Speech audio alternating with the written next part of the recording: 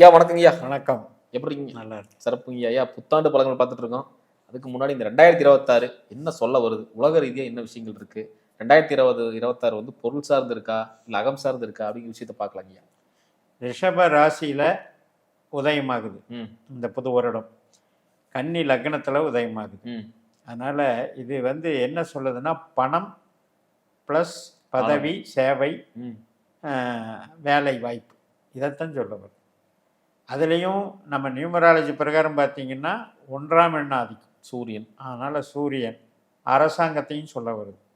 So அரசாங்கம் ஏற்படுத்தக்கூடிய வாய்ப்புகள், ம். அதை பயன்படுத்தக்கூடிய மக்கள், ம். அதனால் பெறக்கூடிய பணம், ம். இவ்வளோதாங்க 2020. ம். சிரமம் இல்லாமல் அடுத்த கட்ட முன்னேற்றத்திற்கு நகரக்கூடிய ஒரு ஆண்டு. ம். தைரியமாக நம்ம சொல்லலாம். ஏனென்றால் கடந்த காலத்தில் குரு வந்து பகையாக இருந்தார். ம். ம். ம். குரு தான் ஒட்டுமொத்த பணம், கஜானா. அவர் வந்து பகையாக இருந்தது நீங்க போகிற ஆண்டு இது. அவருடைய உச்ச வீட்டுக்கு போகிற ஆண்டு இது. அதனால் இதை தைரியமாக நம்ம வரவேற்கலாம். ஒரே ஒரு ப்ராப்ளம் என்ன அப்படின்னா, சனியினுடைய தன்மையினால் இயற்கை சீற்றங்கள், அது மட்டும் நம்ம வந்து அது ஒவ்வொரு இடத்துக்கு சம்மந்தப்பட்டது. எந்த மாதிரி இருக்குங்க? உலகத்துக்கே மொத்தமாக நம்ம எடுக்கிறது இல்லை. ம். ம். ஏதோ ஒரு குறிப்பிட்ட இடத்துக்கு அந்த லாங்கிடியூட் லேட்டிடியூட் பிரகாரம் அந்த இயற்கை சீற்றங்கள் வரலாம். ஏனென்றால் அது ஜலராசியில் கிரகம் இருந்தால் இயற்கை சீற்றம். பேசிக் கான்செப்டே அதுதான். கடகம், விருச்சிகம், மீனம். மீனம் சம்ஹார ராசி. இப்போ குரு அங்கே இருக்கிறாரு, சனியும் இங்கே இருக்கிறாரு. ஒருவேளை மற்ற கிரகங்கள் விருச்சிகத்தில் வரும்ல, கண்டிப்பாக மாதக்கோள்கள், அப்போ அதெல்லாம் கனெக்ஷன் ஆகும்ல. அதுலேயும் செவ்வாய் சனியோட சேரும், அது மாதிரி சூரியன் சனியோட சேரும். இதெல்லாம் சேர்க்கையினால் வரக்கூடிய சில பேரழிவுகளோ இயற்கை சீற்றங்களோ அது ஒரு பக்கம் இருக்கட்டும். நம்ம நல்லதை பேசுவோம். கண்டிப்பாக. பேசிக்கலாக 2026 ஒரு உத்வேகத்தை கொடுக்குது, ஒரு பெரிய எதிர்பார்ப்பை கொடுக்குது, வாய்ப்புகளை கொடுக்குது. மொத்தத்தில் இவ்வளவு நாள் இல்லாத வாய்ப்புகளை உருவாக்கும் போது ஒரு விடிவு காலம் பிறந்துருச்சு அப்படின்ற ஒரு நம்பிக்கையை கொடுக்குது. பொருளாதாரம் அதிகரிக்கிற வாய்ப்புகள் இருக்கு. நிச்சயமாக அதிகரிக்கும். ஏனென்றால் இந்த கம்யூனிகேஷனுங்கிறது தான் மிதுன ராசி.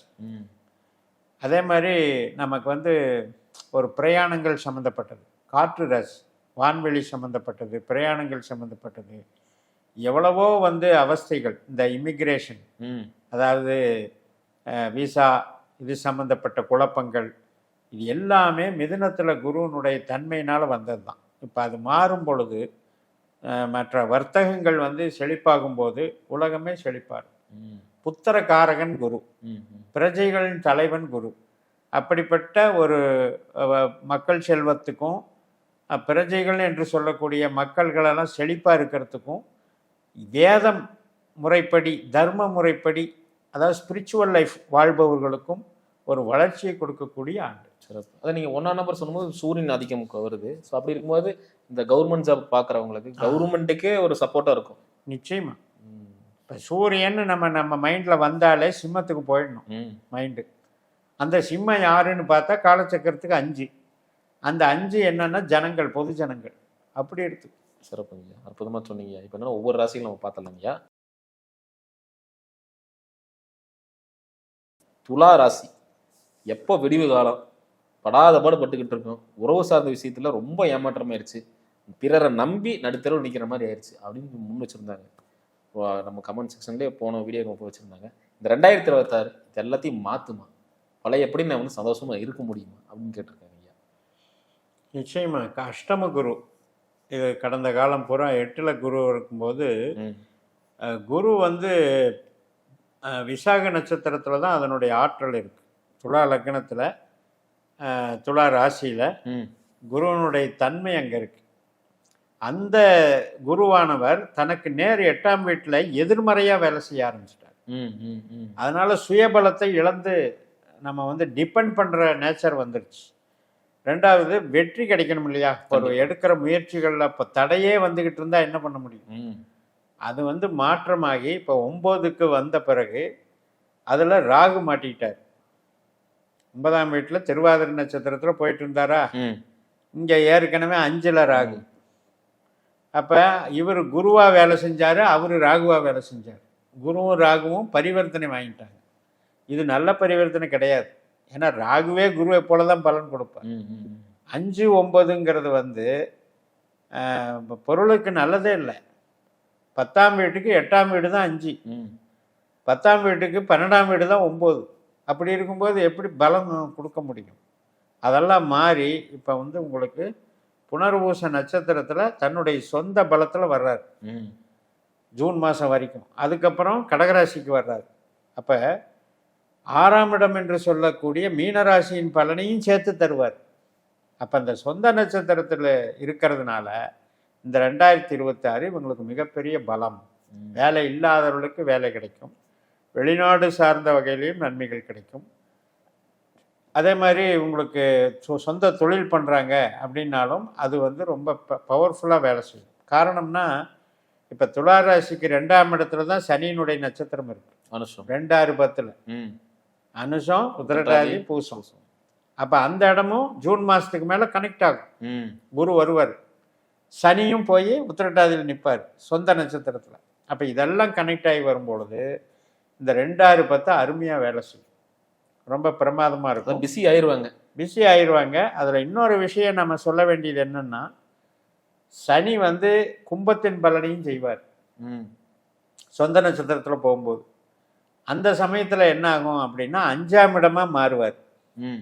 சில பேருக்கு வேலையிலிருந்து மாறி வேலை செய்யக்கூடிய ஒரு அமைப்பு வரும். சில பேர் வேணும்னே ரிலீவ் ஆகிட்டு வந்துடுவாங்க, எனக்கு வேலை பிடிக்கல. அந்த சிக்கலும் இருக்குது துலாத்துக்கு பொறுத்த வரைக்கும். மன ரீதியாக ஒரு குழப்பமாகவே இருக்குது. அடுத்து என்ன பண்ணுறதுன்னு எனக்கு தெரியல. நிறைய பிரச்சனைகள் இருக்குது. ஏதோ காலையில் எந்திரிக்கிறோம், ஏதோ பண்ணுறோம், இன்றைக்கி என்ன பண்ணுங்கிற எனக்கு ஞாபகம் இல்லை. ஆனால் எதையோ ஒன்று ஃபோக்கஸ் பண்ணிட்டு போயிட்டு இருக்க வேண்டியதாக இருக்குது. இது எப்போ இந்த நிலை மாறும், எப்போ ஒரு உச்சத்தை நம்ம போய் அடையுவோம் அப்படிங்கிற மாதிரி நிறைய பேர் கேட்டிருந்தாங்க. அது இந்த வருஷத்துக்கான வாய்ப்புகள் எதாவது இருக்கா? நம்ம துளாராசியில் இருக்கிற நட்சத்திரத்தை கவனித்தோம்னா செவ்வாய், ராகு, குரு. அதில் வந்து ராகு வந்து ரொம்ப ரொம்ப பேராசை கொண்டவர். அதிகமான இலக்கு, அதாவது இவங்களுக்கும் அந்த இலக்குக்கும் சம்மந்தமே இருக்காது. ஆனால் கற்பனையில் ஓடிக்கிட்டே இருக்கும். நான் அதை பண்ணிடுவேனா, நான் அந்த மாதிரி ஆயிடுவேனா அப்படின்னு அந்த அந்த தூண்டி விட்டுக்கிட்டே இருப்பார். இப்போ ஒரு போதை எப்படி அந்த இதை அடிக்ட் ஆகுறாங்க இல்லையா, அது மாதிரி இந்த ராகுனுடைய செயல்பாடு வேணும் வேணும் வேணும்னு இயக்கிக்கிட்டே இருக்கு. இப்போ அந்த ராகு வந்து 5ஆம் இடத்துல போய் உட்காந்துட்டார் ஆத்மஸ்தானத்தில். அப்போ ஏற்கனவே அவர் குருவாகவும் வேலை செஞ்சு, குரு ராகுவாகவும் வேலை செஞ்சு குளறுபடி பண்ணி இப்போ மறுபடியும் அவர் ராகு நட்சத்திரத்துக்கே வர்றாரு. அப்போ சொந்த பலமாகவே வேலை செய்வார். இது யாருக்கு பயன்படும்னா, ஐடி லைனில் இது இந்த மாதிரி ராக்கெட் தளத்தில் சயின்டிஸ்டாக இருக்கவங்க, ஆராய்ச்சி பண்ணுறவங்க, ஆராய்ச்சி படிப்பு இப்படி இருக்கிறவங்களுக்கு பயன்படும். ஈவன் சினிமா ஃபீல்டில் இருக்கவங்க, பிரம்மாண்டமாக படம் எடுக்கிறவங்க, இவங்களுக்கெல்லாம் இந்த ராகு வந்து பயன்படும். ஏன்னா கற்பனை வந்து அவங்களுக்கு சப்போர்ட் பண்ணும் அந்த ஃபீல்டில் இருக்கிறவங்களுக்கு. ஆனால் சும்மா இருக்கிறவங்க வந்து அந்த கற்பனை பண்ணி என்ன ஆக போகுது அதை வந்து கவனிக்கணும். அதனால் அந்த தன்னுடைய ஜாதகத்தில் ராகு கெட்டு போயிருந்தா இவங்க கற்பனைக்கு இடமே கொடுக்கக்கூடாது. இப்போ 5ஆம் இடம் என்பது 10ஆம் இடமான கடகத்துக்கு 8ஆம் இடம். அப்போ என்னன்னா இந்த மாதிரி கனவு கண்டு இருக்கிற வேலையும் பறி கொடுத்துருவாங்க. யாருக்கெல்லாம் ராகு திசை நடக்குதோ அவங்களுக்கு சொல்கிறேன். அதே நீங்கள் குரு திசையோ சனி திசையோ நடக்கிறவங்களுக்கு பிரச்சனை இல்லை. அது ராகு திசை, ராகு புத்தி அந்த மாதிரி போடுறவங்க பிரச்சனை இல்லை. அதே மாதிரி தான் புத்திர பாக்கிய சம்மந்தப்பட்டதுலேயும் கொஞ்சம் கவனமாக இருக்கும். காரணம் என்ன அப்படின்னா, இப்போ குரு வந்து ஜூனுக்கு அப்புறம் 10க்கு வந்துடுறாரு. ஆனால் நம்ம நினைப்போம் உச்ச வீட்டுக்கு வந்துட்டாரு அப்படின்னா, 5ஆம் வீட்டுக்கு அது வந்து மைனஸாக போகுது. 5ஆம் வீட்டுக்கு 6ஆம் வீடாக போயிடும். அதே மாதிரி 5ஆம் வீட்டில் சர்ப்பம் இருக்குது, ராகு இருக்குது, அவர் சொந்த நட்சத்திரமாகவே இருக்கார். 10ஆவதுக்கு சனி உத்திரட்டாதியிலிருந்து 5ஆம் வீட்டை மறைமுகமாக இயக்கிட்டு இருக்கார். இப்போ இந்த சனி ராகு பிரச்சனை வந்து அகம் சார்ந்த வாழ்க்கை, இந்த லவ் ப்ராப்ளம்ஸு, இஷ்டப்படுறது, திடீர் காதல் பண்ணுறது, ஒரு மாதிரி சூதாட்டம் சம்மந்தப்பட்டது, இந்த ஷேர் மார்க்கெட் சம்மந்தப்பட்டது, இது மாதிரி எதெல்லாம் வந்து சட்ட விரோதமான நடவடிக்கைகளாக இருக்கிறது. இப்போ நிறைய நம்ம தடை பண்ணியிருப்பாங்க இல்லையா, இந்திய அரசில் வந்து இந்த கிரிப்டோ கரன்சி, இந்த ஆன்லைன் இதெல்லாம் வந்து இயக்கும். இந்த ராகு என்ன பண்ணுவார், அதை பண்ணிடுவோம், ஆமாம் வந்துடும் அப்படின்னு நம்ம சொல்கிறப்ப ஒரு ஷார்ட்கட் கிரியேட் பண்ணுங்கிறீங்க. நம்ப வைக்கும். அதிகமான மோகத்தை உண்டு பண்ணி சிக்க வைக்கிற வேலை தான் ராகு. இந்த கேது அப்படி இல்லை. அது பாட்டுக்கு ஆசையை கட் பண்ணிக்கிட்டே இருக்கும், ஞானத்தை கொடுத்துரும். ஞானத்தை கொடுத்துக்கிட்டே இருக்கும். அதனால தான் இப்போ கேது கேதுவா மாற போறாரு, ராகு ராகுவா மாற ஆனா இது போறாரு. மிகப்பெரிய விஷயம் தானே ஐயா. இது ரொம்ப பெரிய பல விஷயம். பல வருஷத்துக்கு அப்புறம் வருது நிகழ போகுது இல்லைங்களா? இது வந்து இந்த நட்சத்திரத்தை ஆய்வு பண்ணும்போது தான் இது மாதிரியான பலன்களை நம்ம பார்க்க முடியும். நம்ம என்ன நினைக்கிறோம் ஜென்ரலாக, 5ங்கிறது நல்ல இடம் அப்படின்னு நினச்சிட்டு ஜென்ரலாக போயிடுறோம். ஆனால் அந்த 5ங்கிறது வந்து அகம் சார்ந்த விஷயத்தில் சுப கிரகமாக இருந்தால், சுப ஆதிபத்தியம் பெற்றால் வாழ்க்கைக்கு நல்லது, உறவுகளுக்கு நல்லது, ஆரோக்கியத்துக்கு நல்லது. அதே பாவ கிரகமாக இருந்தால், நம்ம ஜாதகத்தில் அது கெட்டு இருந்தால் அப்படியே ரிவர்ஸ் ஆகும். ராகு கேதுவை மட்டும் அவங்கவங்க தனிப்பட்ட ஜாதகத்தில் ஜட்ஜ் பண்ணாமல் நீங்கள் மொத்தமாக வந்து நல்லது கெட்டதுன்னு பிரிக்கவே முடியும். கண்டிப்பாக கண்டிப்பாக. பொருளாதாரம் எப்படிங்க இருக்கு? பொருளாதாரம் வந்து இப்போ குருவினால காப்பாற்றப்படுகிறது. ஏன்னா அந்த முயற்சியை கைவிட மாட்டாங்க. ஜூனுக்கு முன்னாடிங்களா ஜூனுக்கு அப்புறம்? ஜூனுக்கு அப்புறம். இப்போ 9ல் இருக்கும்போது 6 வேலை செய்கிறதுனால வேலை வாய்ப்புகள் நல்லா இருக்கும். ஆனால் நான் வந்து ஒரு தொழிலதிபர் ஆகணும், பெரிய லெவலில் ப்ரொமோஷன் வேணும் அப்படின்றதெல்லாம் 10ஆம் இடம் இல்லையா? அப்போ 9க்கு அது வேலை செய்யாது. ஜூனுக்கு அப்புறம் வந்து வேலை செய்யும். இப்போ இதே சனி நட்சத்திரத்துக்கு குரு வந்துடுவார். இப்போ சனி நமக்கு 2, 6, 10ல் தானே சனியினுடைய நட்சத்திரம் இருக்கு. கண்டிப்பாக. சனியும் 6ல் தானே இருக்காரு. அதனால் அது நல்லாயிருக்கும். சரி, தொழிலுக்கு நல்லாயிருக்கும். கன்ஸ்ட்ரக்ஷன் லைனில் இருக்கவங்க, மேனுஃபேக்சரிங் பண்ணுறவங்க, ட்ரேடிங் பண்ணுறவங்க, ஒட்டுமொத்தமாக பெரிய பெரிய தொகை போட்டு தொழில் பண்ணுறவங்களுக்கு எல்லாமே சிறப்பு. சிறப்பு. ஆரோக்கியம் எப்படிங்க இருக்கு? ஆரோக்கியத்தில் வந்து இப்போ 6ஆம் இடத்துல சனி அப்படின்னும்போது சனி திசை குரு திசை நடக்கிறவங்களுக்கெல்லாம் கொஞ்சம் ஆரோக்கியத்தில் பார்த்துக்கணும்.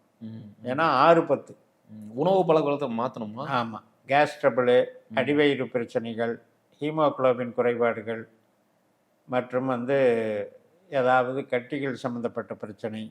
இப்போ கடகராசி அப்படின்றது மார்பு பகுதியை குறிக்குது. அதே மாதிரி மீனராசி என்பது நம்ம வந்து இது மலை குடலை குறிக்குது, மோஷன் போகிறதுக்கு. அப்போ இந்த பாவங்கள் சம்பந்தப்பட்ட பிரச்சனைகளில் நாம் கொஞ்சம் கவனமாக இருக்கணும், செக் பண்ணிக்கணும். குடல் சுத்தம் கண்டிப்பாக வேணும். ஏன்னா ராகு வந்து ராகுவாகவே செயல்படுறார், கேது கேதுவாகவே செயல்படுறார். அது மாதிரி இருக்கும்போது 5ஆம் இடம்ங்கிறது புத்திர சம்மந்தப்பட்டதும் வரும். அதே மாதிரி ஹார்ட்டும் 5ஆம் இடம். அதான் ராகு வந்து நீங்கள் சொன்ன மாதிரி குரு மாதிரி. ராகு வந்து குருவை போல் பலன் தருவார், கேது வந்து புதனை போய். ஆனால் இப்போ வந்து ராகு நட்சத்திரத்துக்கே வர்றாரு. அப்போ தன்னுடைய சொந்த நட்சத்திரத்தில் 5ஆம் இடத்தின் பாவத்தை வந்து அதிகமாக பண்ணக்கூடிய ஒரு ஆற்றல் கிடைக்குது. பொதுவாக அந்த மாதிரி வரும்போது மகரத்தின் பலனும் அங்கே எடுபடும். அதனால தான் புத்திர பாக்கியத்துக்கு பிரச்சனைன்னு சொல்கிறதுக்கு காரணம். திரும்ப திரும்ப மகரம் 4ஆம் வீடு இல்லை துலாத்துக்கு. அப்போ 5 விருத்தி டெவலப் பண்ணாது, 5 தடுத்துரும். அதனால் லவ் ஃபெயிலியரு, இந்த புத்திர பாக்கிய பிரச்சனை, இதெல்லாம் இவங்களுக்கு கொஞ்சம் கவனம் இருக்கும். இந்த வருஷம் நடக்க போகுது. ஆமாம். சும்மா நம்ம பாசிட்டிவாக சொல்லணும்ட்டு எல்லாமே சொல்லிட்டு இருக்கக்கூடாது, எச்சரிக்கை உணர்வும் சொல்லணும். கண்டிப்பாங்க ஐயா. அடுத்து வந்து ஐயாவின் அறிவுரை, இந்த துலா ராசிக்காரங்களுக்கு என்ன அறிவுரை வச்சுருக்கீங்க? அதாவது இப்போ ஜூன் வரைக்கும் 9ல் இருக்கார். அப்போ வந்து 2ஆம் வீட்டுக்கு 8ஆம் இடம். அதனால் பணம் போடாதீங்க. கேஷை வந்து கடனாக வாங்கி தொழில் பண்ணுறது, அல்லது வந்து அடுத்தவங்களுக்கு ஜாமீன் போடுறது, அல்லது நம்ம வந்து முன்ன பின்ன தெரியாத தொழிலுக்காக ஒரு பெரிய மூலதனத்தை போடுறது, இதெல்லாம் அவாய்டு பண்ணிடுங்க. 10க்கு குரு வந்த பிறகு தொழிலில் வந்து நீங்கள் வந்து சாதிக்கலாம், அதில் ஒன்றும் பிரச்சனை இல்லை ஜூன் மாதத்துக்கு மேலே. பட் இருந்த போதிலும் 6ஆம் வீட்டில் இருக்கிற சனி உங்களுக்கு சர்வீஸ் மைண்டு தான் கொடுப்பார். அதனால் ஓனர்ஷிப்பை விட ஜாப் ஒர்க்கு, சர்வீஸ் ஒர்க்கு, அல்லது ஒரு இடத்துல வேலை பார்க்குறது, இப்படி நீங்கள் ரெடி பண்ணிக்கோங்க. இந்த 6, 10 துளாராசிக்கு காலச்சக்கரத்துக்கு அது 4, 12ஆக மாறுது. அதனால் அந்த 12ங்கிறது அங்கே சம்மந்தப்படுறதுனால நீங்கள் வந்து இடம் விட்டு இடம் மாறணும், அப்படி தான் டெவலப் ஆகணும், இப்படியெல்லாம் திட்டம் போட வேண்டாம். இருக்கிறத மெயின்டைன் பண்ணிவிட்டு கரெக்டாக போயிடுங்க, அது நல்லது நடக்கும். அதாவது இருக்கிறத விட்டு குறைவுபடாது, அகலக்கால் வைக்கிறது மட்டும்தான் துளாராசிக்கு எச்சரிக்கை. அற்புதமாக சொன்னீங்க. மீண்டும் அடுத்த காலையில் அடுத்தடுத்த ராசிகளை பற்றி பார்க்கலாம். நன்றிங்க.